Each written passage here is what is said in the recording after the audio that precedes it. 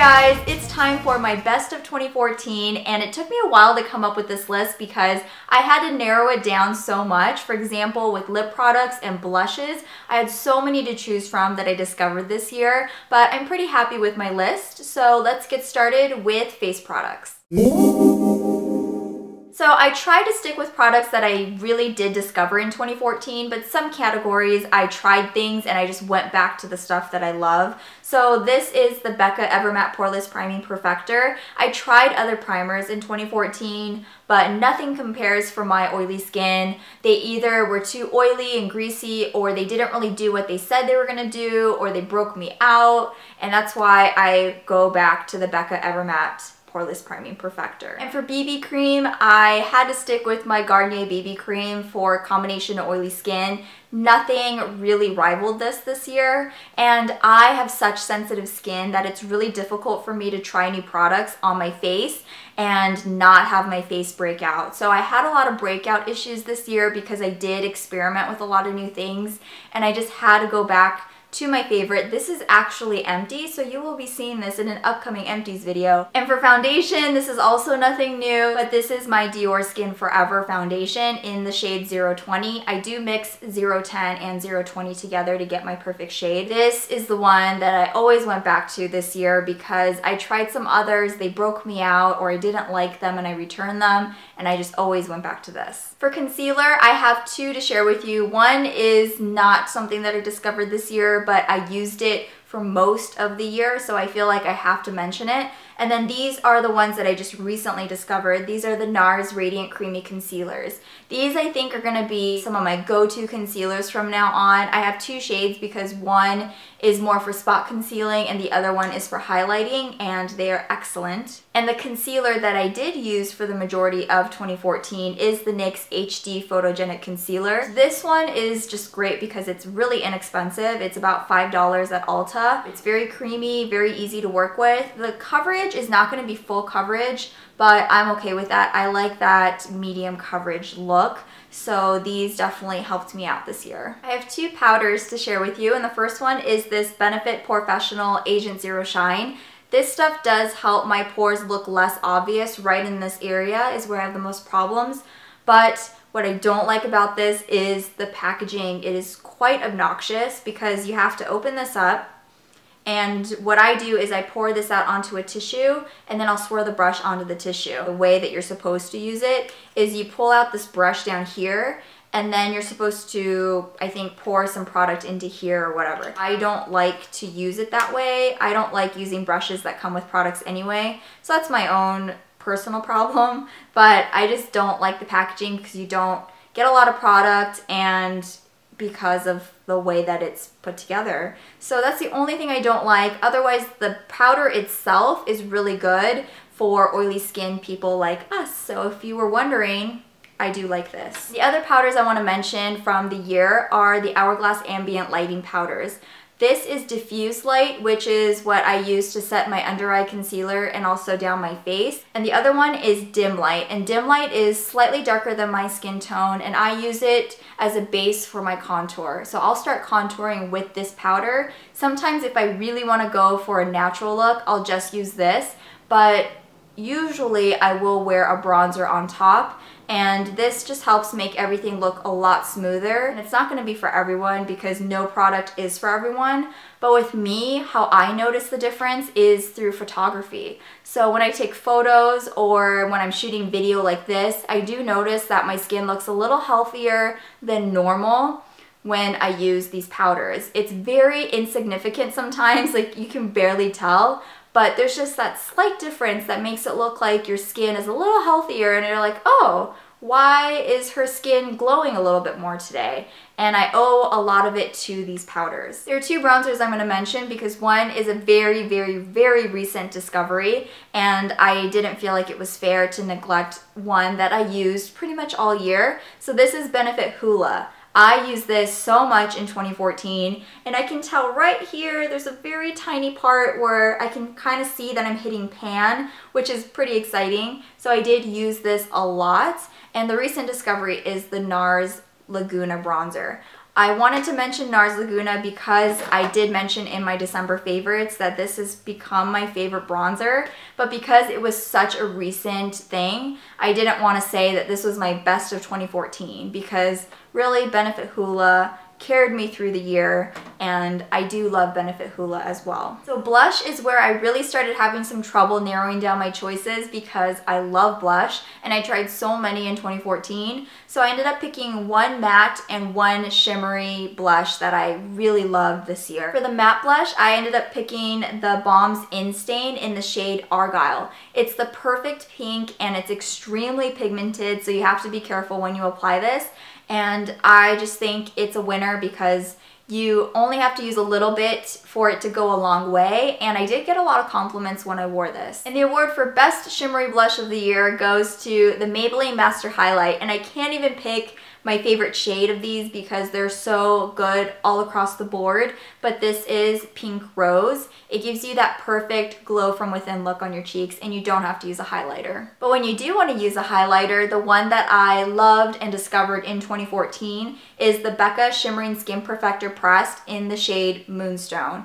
This is kind of in between the Balm's Mary Luminizer, which is very, very shimmery and pigmented, and I'd say the NYX Illuminator. This one is right in between because to me this isn't too crazy with the highlight, but it does give you that perfect highlighted glow.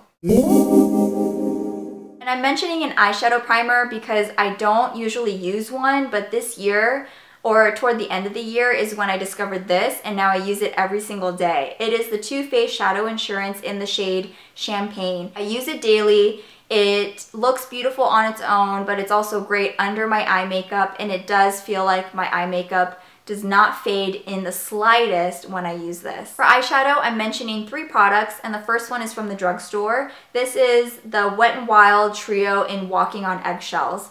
I used this a lot in the last year whenever I needed a quick eye makeup look, and this would go on my lid, this would go in the crease, and this will be to highlight the brow bone. So it was the perfect mix of the 3 shadows, and they are so buttery and also very inexpensive. The next one is a brand that I just discovered in 2014 in the summer for the first time, and it is Morphe brushes. I went to their store in Burbank, California when I was on a little mini vacation road trip with my mom, and we stopped by and I put together my own custom palette, and I used this so much this year.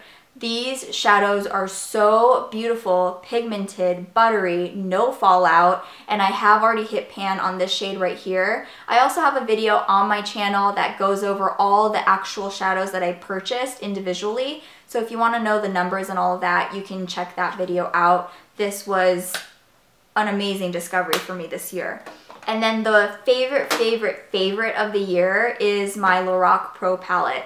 I have hit pan barely on the black right here, and all of these shadows are just unbelievably beautiful. They are so buttery. The top is all matte, the bottom is all shimmer, and my favorite used to be the Urban Decay Naked palette, the original, and this took over as my favorite, and I think my Morphe palette is my second favorite. So I was very happy with my eyeshadow purchases this year. And the eyeliner of the year for sure is the Milani Liquid Eye Liquid Like Eyeliner Pencil, and I like to get the retractable version so I don't have to sharpen it. I love this in the shade black. I tried it in brown and it's nowhere near the same quality, so keep that in mind. With brown, I almost had to press my skin like twice as hard to get any sort of pigment, and then with black, you barely have to touch your skin and you'll get an instant beautiful black line, and it does not smudge. And the winning mascara combo for me is the Maybelline Full and Soft Waterproof and Maybelline's The Rocket Waterproof.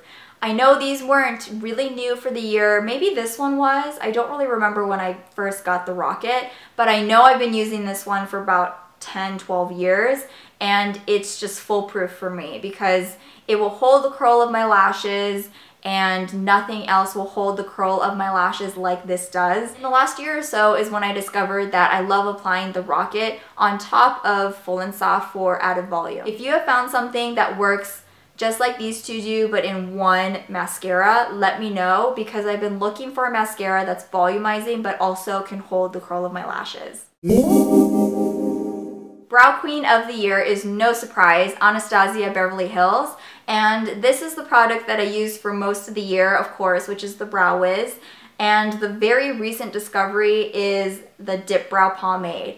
I just started trying this in the last month and I am so in love with it. It's now my favorite way of applying brow. So I wanted to mention both because this is what I use for most of the year, and then this is what I just recently started loving, and it was technically 2014, so I thought I'd give both of them some love. And my clear brow gel discovery of the year is the Milani Brow Shaping Clear Gel. I used to love the Anastasia Clear Brow Gel, but I switched over to this because it's maybe a fourth of the price, but works just as well. I have it in the packaging because I don't want to open it yet since there are some other brow gels I want to get through, but I will crack this open again, and this will probably be the only one I'm going to be using.